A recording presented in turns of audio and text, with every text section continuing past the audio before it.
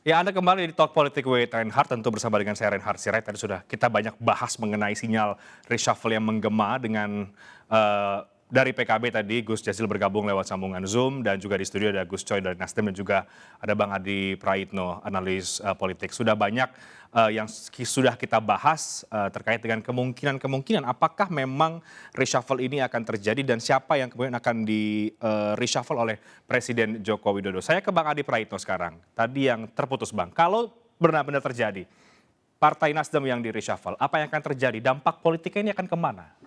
Saya kira pasti akan bereaksi ya, Hmm. terlepas apakah setelah di reshuffle itu dikembalikan kepada Nasdem sebagai pengganti untuk jadi menteri ataupun Hmm. tidak. Hmm. Karena reshuffle ini kan menyangkut kredibilitas partai. Hmm. Kalau yang diganti itu betul adalah Mentan sama Menteri Lingkungan Hidup, seakan-akan dua kader dari Nasdem ini dianggap tidak qualified dan tidak bisa Hmm. diharapkan Hmm. kinerjanya. Apalagi kalau betul di reshuffle diganti oleh yang lain, dari kader partai yang lain atau dari kalangan profesional, Hmm. pasti Nasdem akan bereaksi cukup keras. Tentu ini tidak main-main karena ini dua kali nih, selain dikeluarkan menterinya dan dikurangi jatah menterinya. Kan begitu ceritanya. Tapi kalau kemudian yang di reshuffle itu cuma dua, tapi Menkominfo itu dibiarkan, ini tentu tidak bisa jadi amunisi bagi Nasdem ya untuk mengkapitalisasi mereka itu sedang terdolimi. Hmm. Kan ada asumsi, ada persepsi, ada dugaan bahwa saat ini memang Nasdem itu sedang dikucilkan, Hmm. ingin dikriminalisasi gara-gara mendukung Anies Baswedan yang dianggap sebagai tokoh oposan untuk Hmm. 2024. Jadi saya selalu mengatakan bahwa persoalan reshuffle kali ini, kalau betul itu dialamatkan ke Nasdem, ini karena persoalan politik bukan karena kinerja. Inilah yang agak rumit kemudian kalau reshuffle-nya. Inilah yang akan menggantung nasib Nasdem di koalisinya Jokowi. Kalau tiga-tiganya diganti, kemudian kursinya dihabisi, ya saya kira Nasdem akan mengambil komando perlawanan itu dari luar. Hmm. Bahwa poros perubahan betul, bukan hanya restorasi, tapi mungkin akan terjadi revolusi isu dan ide besar bahwa ini adalah fase awal menuju jalan panjang 2024. Saya melihatnya begitu, Reinhardt. Tapi bagi Presiden Jokowi ini bisa jadi apa ya, si malakama juga kah? Apa ada keuntungan politik kah dari kalau kemudian nanti benar-benar mereshuffle dari menterinya Partai Nasdem? Pasti kehilangan teman itu jadi persoalan. Kalau kita melihat rekam jejak, Nasdem itu adalah satu-satunya partai politik yang pertama kali 2019 yang lalu memberikan dukungan penuh terhadap Jokowi untuk maju yang kedua Ya. kalinya. Jadi Jokowi presidenku, Nasdem partaiku itu tersebar di mana-mana. Sebelum PDIP dan partai yang lain memberikan dukungan yang cukup luar biasa. Artinya ini adalah korespondensi historis yang nggak bisa dihilangkan. Loyalitas, totalitas dukungan Nasdem ke Jokowi. Bahkan ketika ya, Nasdem mendukung Anies Baswedan, Nasdem selalu mengatakan bahwa sekalipun kita dikeluarkan dari kabinet, Jokowi akan kita anggap sebagai teman. Oh, ini tentu dari bentuk qanaah secara politik ya, menerima apa adanya, sekalipun misalnya selalu ingin dikucilkan, ingin dikeluarkan, tapi bagi Nasdem Jokowi adalah teman segala-galanya. Tapi belum tentu dengan PDIP, kayaknya ini mengeras ini, karena yang agak sensi, yang dimaksud oleh Gus Coy mereka itu, saya tafsirkan adalah kawan-kawan PDIP yang memang sejak awal terlihat menginginkan supaya Nasdem ini angkat kaki sebelum diminta secara paksa untuk angkat kaki. Kan begitu ceritanya, Reinhardt. Biar kita aja yang menerjemahkan semuanya. Ren, yang punya hak untuk mengevaluasi bukan partai, Bukan mereka. bukan mereka, pada Nasdem, tapi presiden. Yang punya hak untuk Tapi kan presiden partainya mereka. dia bukan pemimpin partai mereka, petugas partai mereka. Nah, nah, itu evaluasi mau mereshuffle itu hak prerogatif. Kita tawakal, kita pasrah sama dia karena itu memang hak dia, ya hak presiden. Jadi kita nggak bisa ikut campur. Persoalan argumentasinya itu rasional, memang sesuai dengan kebutuhan atau emosional atau karena dipengaruhi oleh lingkungan yang ada yang kacau, ada yang baik-baik, ya kan? Nah, itu publik lah yang Menilai. Silakan, Oke. ya, itu silakan. Bagi Nasdem itu nggak ada masalah. Di Nasdem diajari kita ini qanaah dalam politik. Kita memang ikhtiar dalam proses, ya. Kita bukan menganut pikiran, menganut aliran Jabariyah, ya, tapi aliran yang kita ikhtiar, kita sampai pada ikhtiar yang kita inginkan, tujuan yang kita inginkan, maka setelah di situ apa yang terjadi, itu kita serahkan kepada Tuhan. Begitu juga ketika kita sudah ikhtiar berjuang mendukung Jokowi, akhirnya menang bersama-sama yang lain juga. Setelah itu Jokowi memperlakukan apa seperti terhadap Nasdem itu silakan dia. Oke. Itu silakan. Oke. Yang jelas kita punya peran. Yang jelas kita punya sumbangsih, partisipasi yang cukup untuk Oke. keberhasilan. Gus. Ya kan? Dan komitmen kita tidak berubah Oke. selama ini dijaga. Oke, tadi Bang Adi Praetno katakan kalau kemudian benar-benar menterinya Nasdem yang di reshuffle, Nasdem akan bereaksi keras. Kira-kira akan begitu yang akan dilakukan nanti? Kalau misalnya ada reshuffle. Enggak, itu biasa aja. Kita akan jalan seperti yang kita kalkulasi. Jalan untuk 2024-2029. Jadi kalau itu Kalau terjadi, di reshuffle, berarti 2 tahun yang akan datang ini apa yang dilakukan sampai 2004? Lihat dan tunggu langkah-langkah Nasdem berikutnya. Oke, itu kan kalau di reshuffle menyusun langkah-langkah berikutnya. Tapi kalau di reshuffle benar-benar oleh Presiden Joko Widodo, ini kalau ya Gus ya. Reaksinya bagaimana nih? Apakah akan marah, akan mengobarkan komando perlawanan yang tadi dikatakan oleh Bang Adi Praitno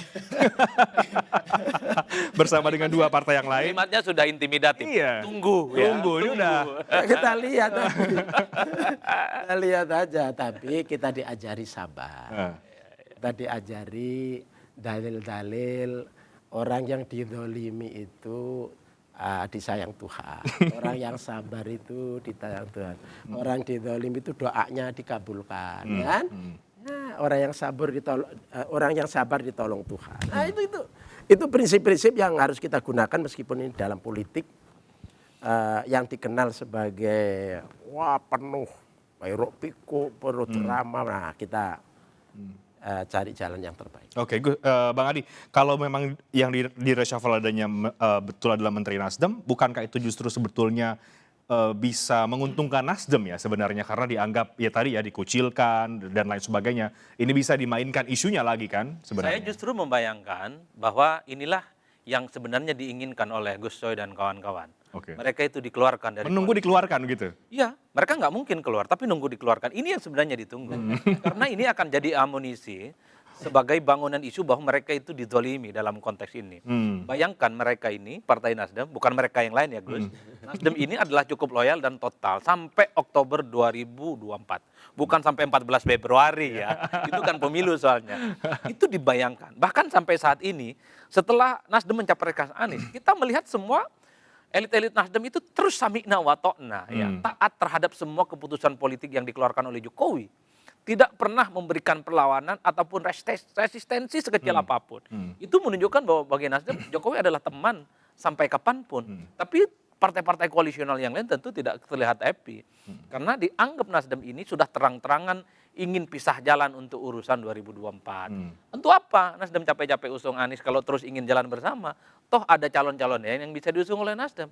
Nasdem itu kalau usung Erick Thohir, Sandiaga Uno, Puan Maharani, Ganjar Pranowo, mungkin Cak Imin, nggak akan beda persoalan. Reaksinya tidak akan sehebat ini. Ya. Karena yang diusung adalah Anies Baswedan, yang dianggap sebagai cawan kelompok oposisi yang selama ini terus menghantam kekuasaan politik pemerintah. Itu saja problemnya.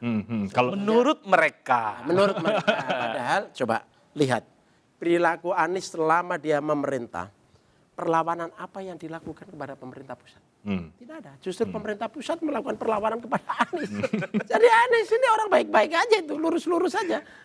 Tapi dibayangkan sedemikian rupa, ya alhamdulillah juga sih. Gus, tapi betul nggak Nasdem sebetulnya posisinya menunggu di reshuffle sebenarnya? Enggak juga, itu terserah presiden aja. Terserah presiden. Ya, terserah presiden. Intinya, Renhat, intinya kita punya standar. Standar moral, standar ilmu, standar politik, standar loyalitas ya kepada seseorang yang sudah kita dukung dan komitmennya sampai kapan itu. Makanya seluruh Indonesia tidak ada orang yang ngeritik-ngeritik Jokowi secara terbuka. Ya. Dari Nasdem. Loyalnya bukan main. Ketika menaikkan harga BBM, ketika kebijaksanaan apa yang partai di dalam koalisi itu kritik dari DPR, Nasdem kan tetap membela, tidak ada yang mereka membela dengan argumentasi-argumentasi yang meskipun rakyat kurang terima tapi cukup rasional. Kan begitu. Jadi ada standar yang kita miliki. Oke, tapi sebenarnya Gus, Tidak pakai emosi. apakah Nasdem sudah mendengar ya, elit-elit Nasdem sudah mendengar bahwa memang ada reshuffle bahwa memang Nasdem lah yang ditargetkan. Ini saya belum tanya sebenarnya dari tadi. Iya betul. Gimana Gus? Pasti dengar lah. Ini harus jawaban yang jujur ini. Ya, ruang publik kan terbuka. Jadi semuanya bisa didengar. Semua bisa didengar. Apa maunya, ya semuanya bisa didengar. Apa maunya rakyat, apa maunya istana, apa maunya elit-elit di lingkaran mereka, itu semuanya nggak ada yang rahasia Republik ini. Jadi siap ya kalau memang Oh siap sekali. benar-benar akan di reshuffle oleh Presiden Joko Widodo. Tapi siap juga untuk tetap berada di pemerintahan sampai dengan akhir. Oh iya dong, iya. Tapi itu tadi siap dalam pemerintahan sampai 2024 tentu saja. Tapi kita berbeda selera dalam hal penentuan calon presiden dan koalisinya. Sebetulnya koalisi juga tetap terbuka, kan? Tapi pilihan kita yang beda selera ini itu sebetulnya sudah ditawarkan juga.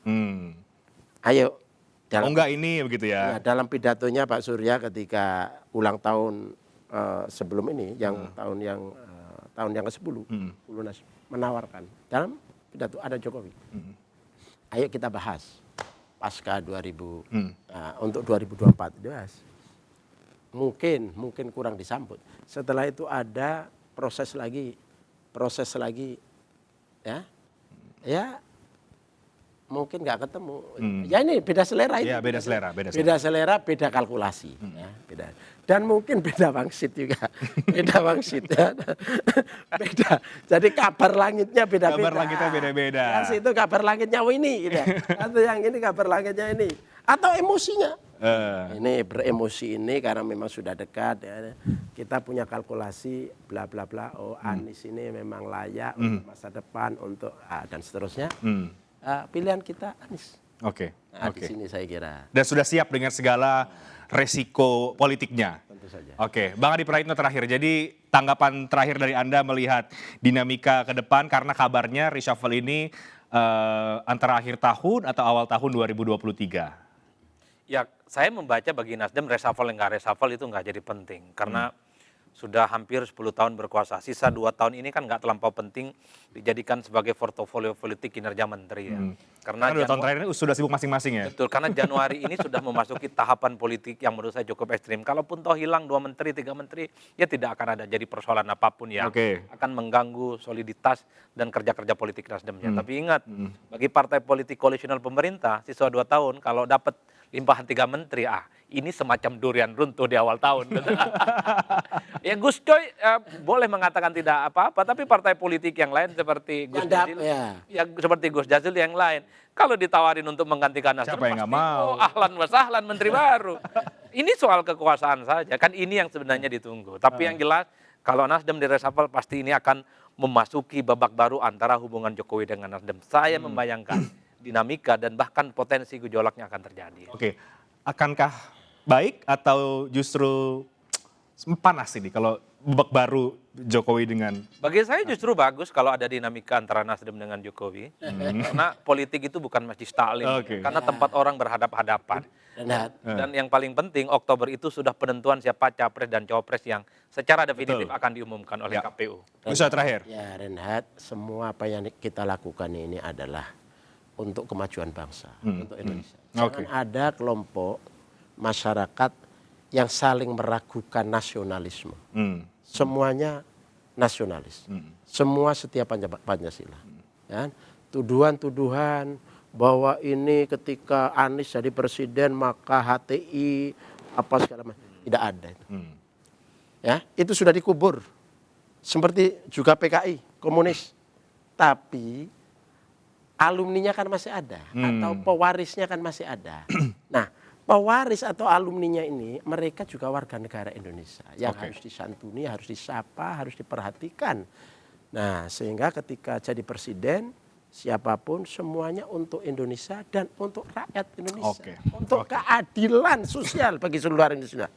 Ya, kita jangan mendiskriminasi. Kita akan lihat apakah betul ada reshuffle dalam waktu dekat dan itu mengarah ke Nasdem atau seperti apa. Yang jelas tadi Gus sudah katakan Nasdem sudah siap apapun resiko politik ya Gus ya yang akan diambil ke depan. Terima kasih banyak Gus Coy, terima kasih banyak Bang Adi Praitno. Sama-sama. Untuk waktu yang sangat menarik dan juga banyak istilah-istilah baru dari saya. Bagi saya ini istilah-istilah dari Gus Coy dan juga Bang Adi Praitno. Kita akan tunggu dinamika ke depan seperti apa. Demikian pemirsa Talk Politik edisi malam hari ini. Saya Reinhard Sirait pamit. Terima kasih, sampai jumpa.